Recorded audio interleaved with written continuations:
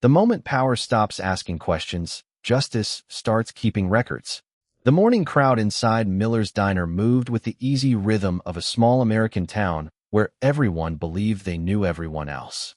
Coffee steamed from thick white mugs, bacon sizzled behind the counter, and the soft hum of country music blended with quiet conversations about high school football, the weather, and the upcoming county fair. It looked like the kind of place where nothing extraordinary ever happened. Then the front door opened, and everything changed. Sheriff Daniel Brooks stepped inside with the confidence of a man who had never expected anyone to challenge his authority.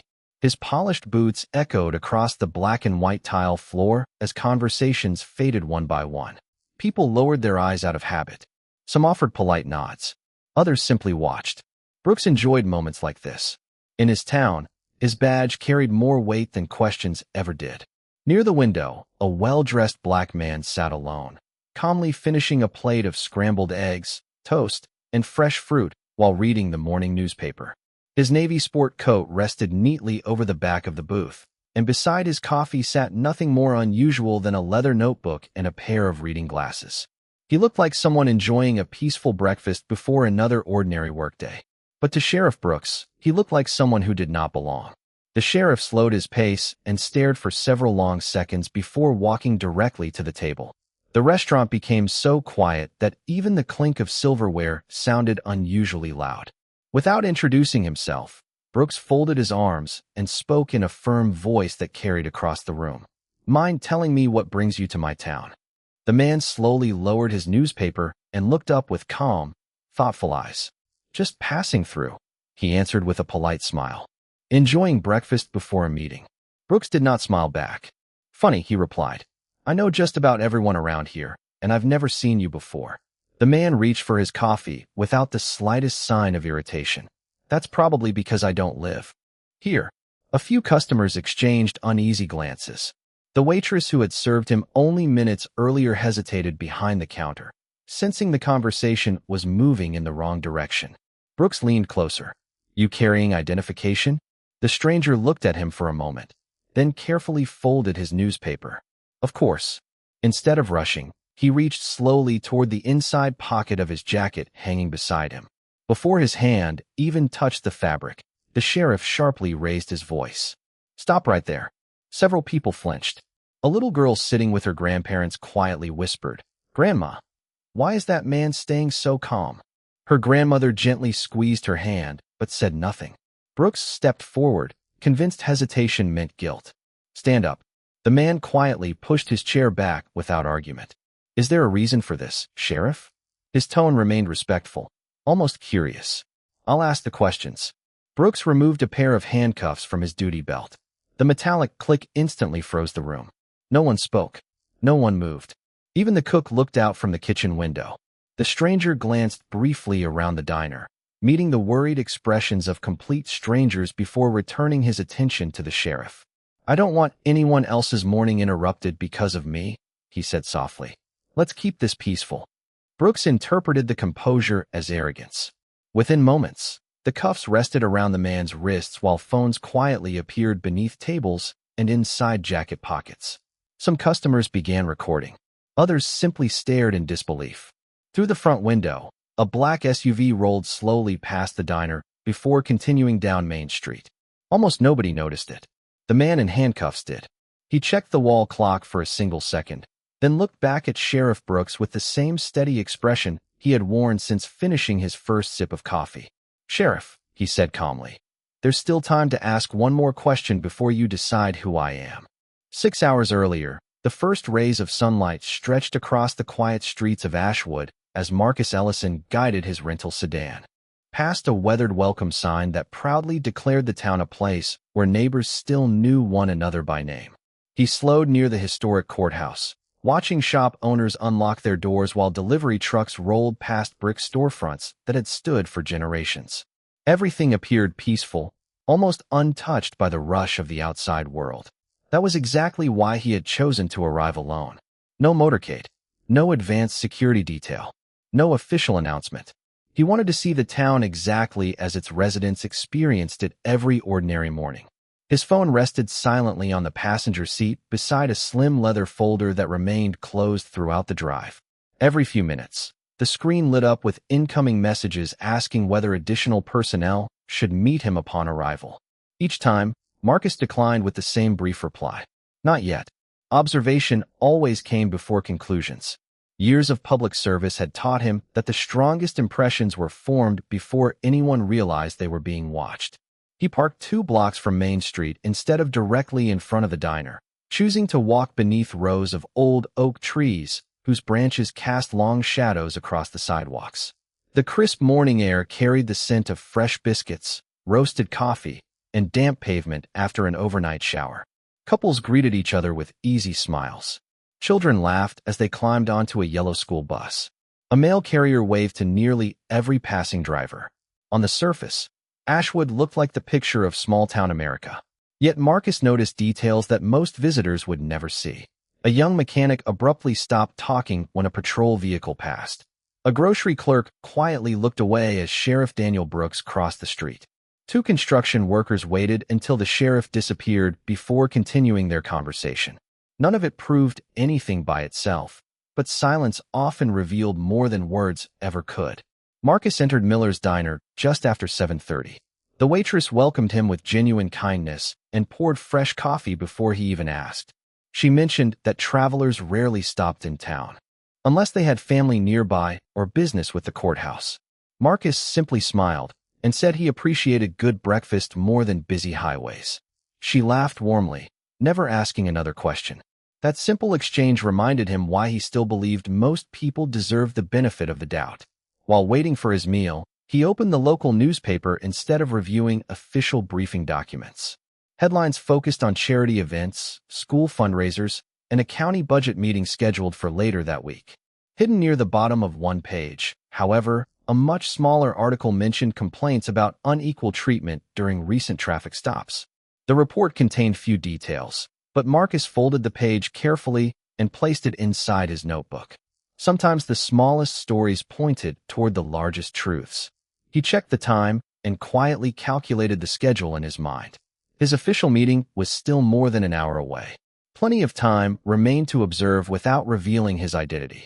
Outside, another black sport utility vehicle entered town before turning onto a side street exactly as planned. Marcus noticed its reflection in the diner's front window, but continued eating without acknowledging it. He wanted every moment to unfold naturally, because the clearest picture of character appeared when people believed nobody important was watching.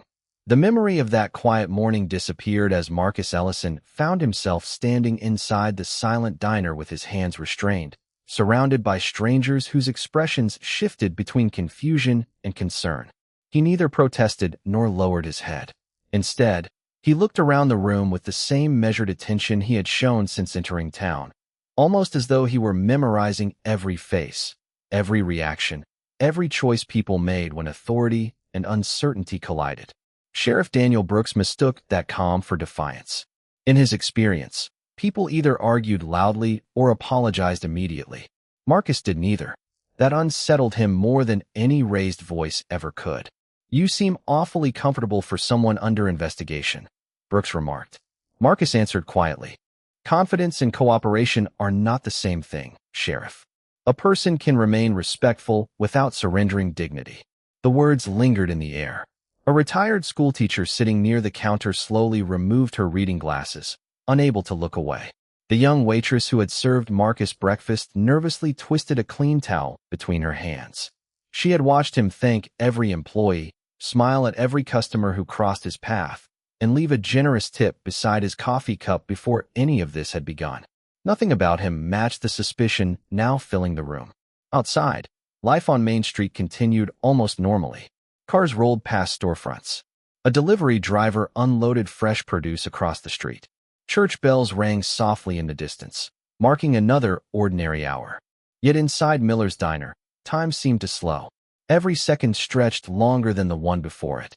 Marcus glanced once toward the front window where sunlight reflected across the glass. His expression never changed. Deep inside his jacket pocket rested an official identification wallet that no one had allowed him the opportunity to retrieve. He made no effort to mention it again. Experience had taught him that when someone became determined to reach a conclusion, evidence alone rarely changed the direction of the conversation. Character revealed itself first. Facts arrived later. Sheriff Brooks folded his arms and looked around at the gathering crowd as though inviting silent approval. "This town stays safe because I trust my instincts," he declared confidently. Several people nodded without speaking. Others remained perfectly still. The mechanic Marcus had noticed earlier lowered his eyes toward the floor. The grocery clerk standing near the entrance quietly stepped back instead of moving closer. Fear did not always announce itself with words. Sometimes it appeared through hesitation alone. Marcus observed each reaction with quiet understanding. His visit had never been about one breakfast or one conversation. It had been about understanding how authority was exercised when nobody expected accountability to arrive. The waitress finally gathered enough courage to speak. "Sheriff," she said gently. "He has been polite since the moment he walked in. Maybe there is another explanation." Brooks answered without looking at her. "Doing my job does not require a committee." Silence returned immediately. The little girl who had spoken earlier looked up at Marcus again. "Are you scared?" she asked with innocent honesty. Marcus smiled warmly despite the circumstances. "Being calm helps people see clearly," he replied. "Sometimes the truth simply needs a little patience." The child nodded as though she understood more than the adults around her. Just then, a faint vibration came from the sheriff's radio. An incoming message crackled through static before cutting out too quickly to understand. Brooks frowned and adjusted the volume, dismissing it as interference. Marcus briefly looked toward the clock on the wall once more. Less than 2 minutes remained before everything everyone believed about that quiet morning would begin to change. The silence inside the diner grew heavier with every passing second.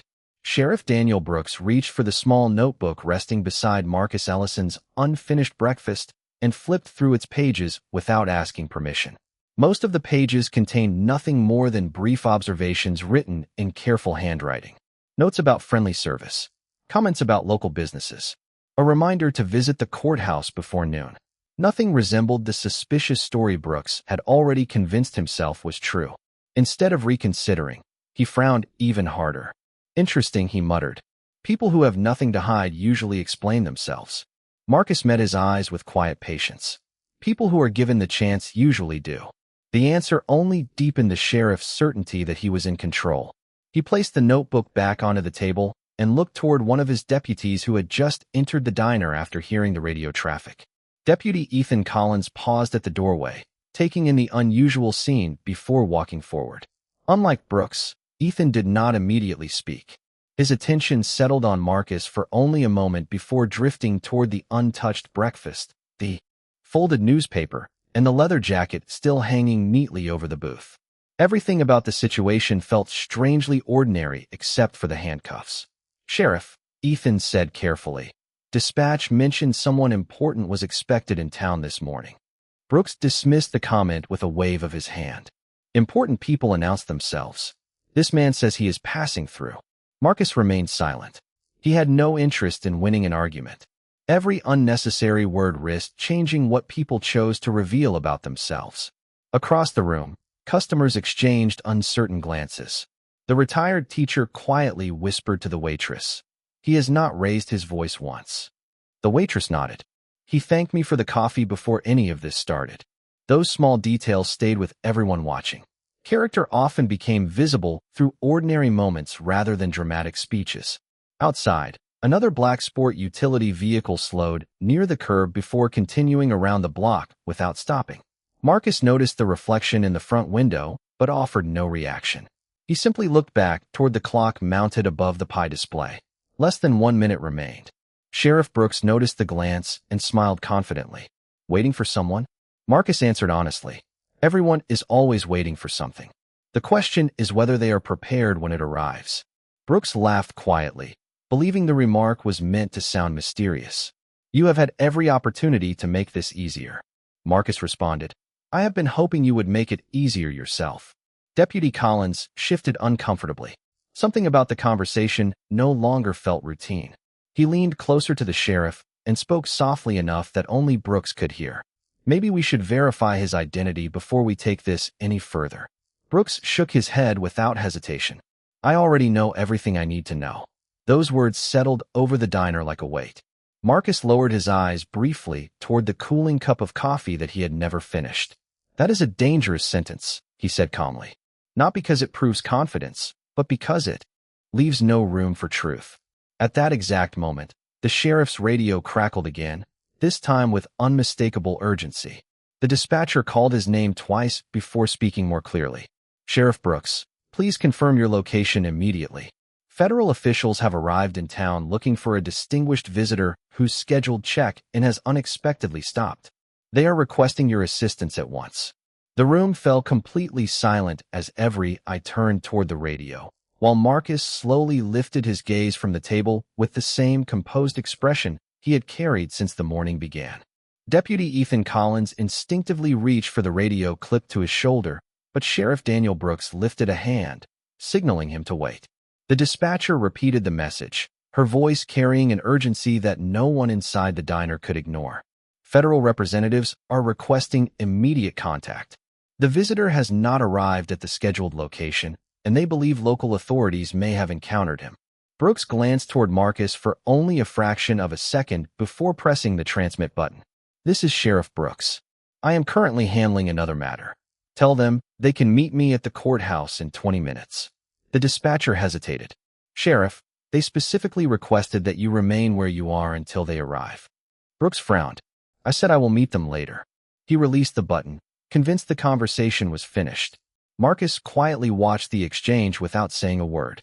His expression remained calm, almost thoughtful, as though every decision unfolding before him simply confirmed something he had already suspected. The waitress looked from the sheriff to Marcus and then toward the front window, where the same black sport utility vehicle slowly passed the diner for a second time before disappearing around the corner. This time she noticed something different. The driver was not looking for parking. He was watching the building. Across the room, the retired teacher leaned toward the mechanic and whispered, "Does any of this make sense to you?" The mechanic slowly shook his head. "No, but I have lived here 30 years, and I have never seen anyone stay this calm under pressure." Marcus lowered his eyes to the cup of coffee that had long since gone cold. "It is amazing how quickly assumptions become decisions," he said softly. Brooks folded his arms. "You keep speaking in riddles." Marcus answered with a faint smile, only to someone who stopped listening before the conversation began. Deputy Collins looked increasingly uncomfortable. He quietly stepped closer to the sheriff once again. "Sir, maybe we should allow him to retrieve his identification. If the federal officials are searching for someone important, there is no harm in verifying who he is." Brooks immediately dismissed the suggestion. "The harm comes from wasting time on stories. I trust what I see." Marcus looked directly at him. What people choose to see often says more about them than the person standing in front of them. No one spoke after that. Even the soft music playing through the diner's speakers seemed to fade beneath the growing tension. Outside, a gentle breeze stirred the American flag hanging above the entrance. The morning remained beautiful, almost peaceful, in sharp contrast to the uncertainty filling the room. Then, from somewhere beyond the intersection, came the distant sound of several engines approaching together. It was not loud. It was steady, deliberate, and unmistakably organized. One customer slowly stood and looked through the front window. Another followed. Within seconds, nearly everyone inside the diner had shifted their attention toward Main Street. 3 identical black sport utility vehicles turned the corner in perfect formation before coming to a smooth stop directly in front of the diner. Their windows were dark, their movements precise, and their arrival instantly transformed curiosity into silence. Deputy Collins quietly exhaled. Sheriff Brooks straightened his uniform and adjusted the badge on his chest, expecting an important visitor who would surely appreciate decisive local leadership. Marcus simply glanced once more at the wall clock, then back toward the entrance. For the first time that morning, he allowed himself the smallest hint of a knowing smile, not because he expected anyone to be embarrassed, but because the truth had finally arrived exactly on schedule. The front door opened before anyone inside had time to say another word. 3 men and 1 woman stepped into the diner wearing dark business suits instead of uniforms, their movements calm, disciplined, and deliberate. None of them rushed. None of them spoke immediately. Their eyes quietly scanned the room until they found the man standing beside the booth with his hands still restrained. In that instant, every conversation inside the diner disappeared. Even Sheriff Daniel Brooks instinctively straightened his posture, expecting to welcome visiting federal officials who would surely appreciate the way he had taken charge. The woman leading the group paused only long enough to take in the scene. Her expression changed almost imperceptibly when she noticed the handcuffs. She did not look angry. She looked deeply disappointed. "Good morning," she said in a steady voice. "Which one of you is Sheriff Daniel Brooks?" Brooks stepped forward confidently. "That would be me. I understand you were looking for someone important." She nodded once. "We were." Brooks gestured toward Marcus without hesitation. "Unfortunately, we had to interrupt breakfast because this individual refused to answer basic questions. We are still determining exactly who he is." Marcus remained perfectly still, saying nothing. The woman slowly turned toward him, meeting his eyes with quiet respect before asking a simple question. "Sir, are you all right?" Marcus answered with the same calm voice everyone in the diner had heard all morning. "I am fine. Everyone here has been very kind except for a few unfortunate assumptions." Her shoulders relaxed slightly, as though the answer itself confirmed everything she needed to know. Deputy Ethan Collins noticed the exchange immediately. There was something unmistakably different about the way the visitors addressed Marcus. It was not familiarity. It was professional respect earned over many years. Brooks failed to recognize it. "If he is part of your investigation," Brooks continued, "I can provide a complete report." The woman looked back toward the sheriff. "Before we discuss reports, I would appreciate knowing why this gentleman has not been allowed to identify himself." Brooks answered without hesitation. "I trusted my judgment." Marcus quietly lowered his eyes for a moment before looking back up. "Judgment is valuable," he said gently. "Verification is essential." The words settled over the room with remarkable weight.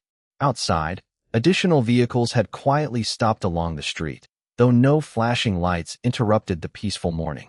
Curious pedestrians slowed their steps, sensing something significant without understanding what it was. Inside the diner, every customer remained exactly where they stood. No one wanted to miss what happened next. The woman reached into her jacket and produced an official credential, briefly showing it to Sheriff Brooks before returning it to its holder. "Sheriff," she said with complete professionalism, "our team was instructed to meet the director upon his arrival in Ashwood at precisely 8:30. Brooks nodded impatiently. "Then we should not waste any more time. Where is the director?" No one answered immediately. Instead, every member of the visiting team looked toward Marcus. The silence that followed lasted only a few seconds, but it felt much longer. Deputy Collins slowly turned his head in the same direction, his eyes widening as realization began to replace uncertainty. Marcus met the woman's gaze, then looked back at Sheriff Brooks with neither anger nor satisfaction. His expression reflected only quiet composure. "Sheriff," he said softly, "this is why I hoped you would ask one more question before deciding who I was." No one in the diner moved. It was as if the entire room had forgotten how to breathe. Sheriff Daniel Brooks looked from Marcus Ellison to the woman leading the federal team, searching for even the smallest sign that this was some kind of misunderstanding. Instead, every member of the delegation stood with quiet composure, waiting for only one person to speak. The woman took one respectful step toward Marcus before saying, "Director Ellison, we apologize for the delay. Headquarters has been attempting to reach you for the last several minutes." The title echoed through the diner with far more force than anyone expected. "Director." The single word changed the meaning of every moment that had come before it. Deputy Ethan Collins stared at Marcus in complete disbelief before instinctively straightening his posture. The waitress slowly covered her mouth with both hands. The retired teacher lowered her eyes, replaying every conversation she had witnessed since breakfast began. Even the little girl looked at her grandmother and whispered, "He was telling the truth the whole time." Her grandmother quietly nodded. "Yes, sweetheart, he was." Sheriff Brooks remained frozen. "Director," he repeated, barely above a whisper. The woman calmly removed an official leather credential from inside her jacket and opened it where everyone could see the unmistakable federal seal and Marcus Ellison's photograph beneath the words identifying him as the director of the Federal Bureau of Investigation. No dramatic announcement followed. None was necessary. The credential spoke for itself. Marcus finally looked toward Sheriff Brooks with the same calm expression he had carried all morning. "I told you I was here for a meeting," he said gently. That statement never changed. Brooks opened his mouth as though searching for an explanation, but none came. Every conclusion he had reached now stood in direct conflict with the facts before him. The certainty that had filled his voice only moments earlier disappeared beneath the weight of undeniable truth. The woman turned toward Deputy Collins. "Deputy, would you please remove the restraints from Director Ellison?" Collins did not hesitate. He stepped forward respectfully and carefully released the handcuffs before quietly saying, "Sir, I am truly sorry for what happened this morning." Marcus rubbed his wrists only briefly before offering the deputy a warm nod. "Thank you," he replied. Respect is shown most clearly when someone chooses the right action after recognizing the truth. Collins lowered his eyes, understanding the difference between authority and integrity more clearly than ever before. Sheriff Brooks remained silent. Marcus picked up his folded sport coat, slipped it on, and then reached into the inside pocket where he calmly retrieved the identification wallet he had attempted to present at the very beginning. He opened it only long enough for Brooks to see that the opportunity to verify his identity had been available from the first minute of their encounter. "Sometimes," Marcus said quietly, "the easiest way to avoid a mistake is simply to allow another person to finish reaching for the truth." No accusation followed. No raised voice filled the room. The absence of anger made the lesson even more powerful. Around the diner, customers slowly returned their phones to their pockets. Whatever they expected to witness that morning, it was not this. They had watched authority assume, patience endure, and truth quietly prevail without shouting or spectacle. As sunlight poured through the front windows, Sheriff Brooks realized that the most important person in town had never hidden his identity. The only thing hidden had been the willingness to see him without prejudice. No one celebrated. There was no applause, no dramatic confrontation, and no victory speech. Instead, an almost uncomfortable silence settled over Miller's diner as every person present slowly absorbed what had just happened. Director Marcus Ellison calmly buttoned his jacket and looked around the room, not with resentment, but with the quiet attention of someone who believed every difficult moment carried a lesson worth understanding. The federal team waited respectfully for instructions, but Marcus did not immediately leave. His breakfast still sat on the table exactly where the morning had been interrupted. The coffee had grown cold, the toast untouched, and the newspaper remained folded beside the notebook containing observations that had suddenly become far more significant than anyone realized. Sheriff Daniel Brooks finally found his voice. "Director Ellison," he began carefully, "I made a mistake." Marcus looked at him without hostility. "Yes," he answered. But the mistake was not stopping someone for questions. The mistake was deciding who they were before allowing the answers. Brooks lowered his eyes. For the first time that morning, the badge on his chest seemed much lighter than the responsibility behind it. The lead federal official stepped forward, holding a secure folder. "Director, during the past 6 months our office has received multiple community complaints regarding inconsistent treatment during public encounters in this county. Today's scheduled visit was intended to review procedures, training, and public trust." She paused briefly before continuing. "What happened this morning has now become part of that review." Those words landed with quiet finality. They were not spoken as punishment. They were simply the truth. Deputy Ethan Collins listened carefully, recognizing that this investigation had never been about finding one guilty person. It was about understanding whether an entire system encouraged careful judgment or rewarded unchecked assumptions. Marcus nodded. "Exactly," he said. "Accountability is strongest when it improves institutions instead of merely embarrassing individuals." He then turned toward the waitress, who still looked shaken by everything she had witnessed. "May I trouble you for one more cup of coffee?" She blinked in surprise before smiling with visible relief. "Of course, sir." As she poured the fresh coffee, Marcus thanked her just as sincerely as he had earlier that morning. The simple gesture reminded everyone watching that dignity was not something reserved for important titles. It was something offered freely to every person. Outside, word had already begun spreading across Main Street. Curious residents gathered quietly near storefronts, but no one rushed inside.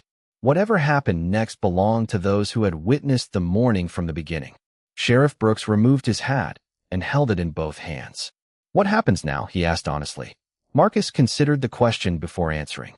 "Now we verify facts. We review procedures. We listen to the community. We examine whether today's decisions reflect isolated judgment or a broader pattern. If improvements are needed, we make them." There was no anger in his voice, only responsibility. That calm response surprised nearly everyone more than the earlier revelation had. Many expected humiliation. Instead, they witnessed leadership. Deputy Collins quietly realized that true authority did not become louder after gaining the upper hand. It became more measured. As Marcus picked up his notebook, he added one final observation beneath the notes he had written before breakfast. In careful handwriting, he recorded only a single sentence. Sometimes the most revealing inspection begins long before anyone realizes the evaluation has already started. He closed the notebook, finished his fresh cup of coffee, and prepared to walk toward the courthouse, where the real work of restoring public trust was only beginning. By late afternoon, the courthouse meeting had ended, but its impact was only beginning to ripple through Ashwood. The review was thorough, professional, and focused not on assigning public shame, but on rebuilding public confidence. Policies would be examined. Training would be updated. Community interviews would be conducted. Every recommendation centered on one simple principle that Director Marcus Ellison repeated more than once that day. The purpose of accountability is not to weaken public service. It is to strengthen public trust. Those words stayed with everyone in the room long after the meeting concluded. Sheriff Daniel Brooks left the courthouse more quietly than he had entered. For the first time in many years, he walked through the town without assuming everyone admired the badge on his chest. Instead, he wondered whether they had trusted the person wearing it. The question followed him all the way back to Main Street. Inside Miller's Diner, the evening crowd had replaced the breakfast customers, but stories about the morning continued to circulate in quiet conversations.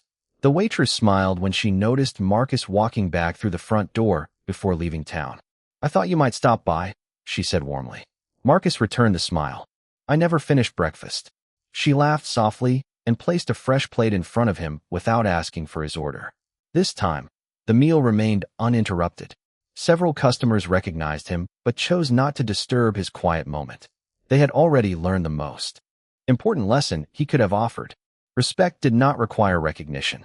Before leaving, Marcus walked to the register and quietly paid not only for his own meal, but also for the breakfast of the elderly couple, the mechanic, the waitress, and the little girl who had asked him whether he was afraid.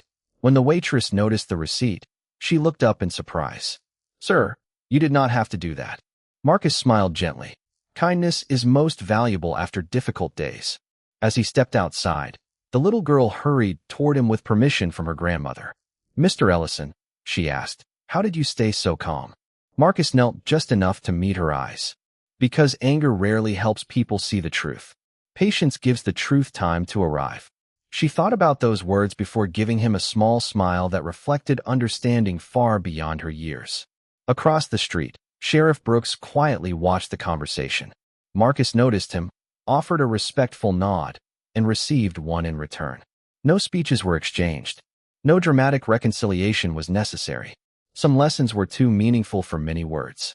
The black sport utility vehicles slowly pulled away from the curb, disappearing beyond the town limits as the evening sun cast long golden shadows across Main Street. Life in Ashwood gradually returned to normal, but it was not the same normal that had existed that morning. People asked more questions.